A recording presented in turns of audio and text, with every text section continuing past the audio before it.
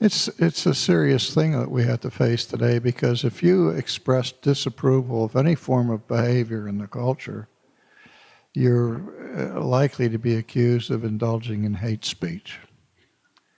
And even homophobia, the word itself, suggests fear of those who have a particular sexual orientation. I don't think it has anything to do with fear. I think it has to do with whether this is a behavioral pattern that is acceptable to God. And if we preach what the Bible teaches, then that must mean that we hate people who are into this thing. That's really a silly inference from it. I have homosexual friends, people who are homosexual, whom I love, and they are my neighbors. And they know very well that I don't think that God approves of their behavior. But they understand that my coming to that conclusion has nothing to do with how I feel about them as people. I can love them as much as I love people who are not involved in that kind of activity.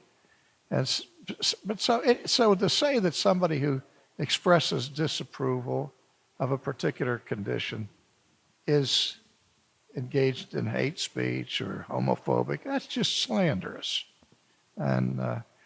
But I think we're seeing increasingly that trajectory in the culture, and I see within a very short period of time preachers being called on the carpet, threatened with the loss of their IRS exemption and so on if they speak against homosexual behavior or gay marriage, And you know the story already about people who would not bake cakes for same-sex marriages or provide flowers for same-sex marriages have had significant consequences that they've had to pay.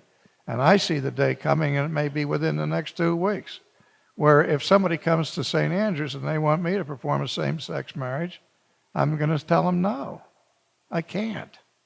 And if the government says you must, or you go to jail, then I hope that my friends will visit me in jail.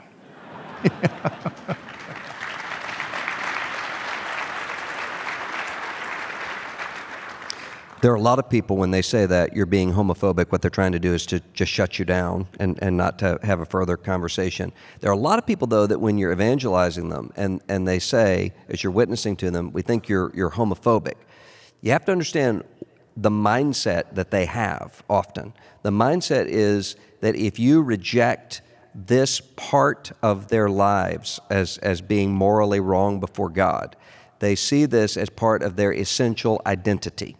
So what they hear you saying is, I not only am saying that you are a sinner, I am saying that you are something less than human and repulsive because I am denying something that is at the core of who you are.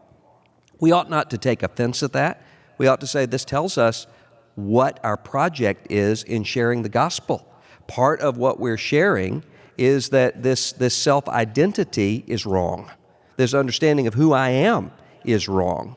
And this understanding of that someone will have, some of the people that we're talking to think if the gospel is addressing this part of my life, then the gospel has no right to interrogate that. We've got to expose that with the light of the gospel. There are some people also who are saying that they are somehow beyond the reach of the blood of Christ because they can't imagine what it would look like for them to be redeemed. That also needs to be exposed with the light of the gospel.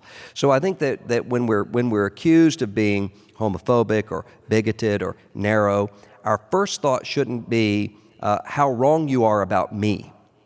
Our first thought ought to be how wrong you are about you, and how wrong all of us are apart from the Word of God and the light of the gospel. And so we don't give up on those people and we don't pull back. We keep pressing forward with the gospel and with the witness that we have.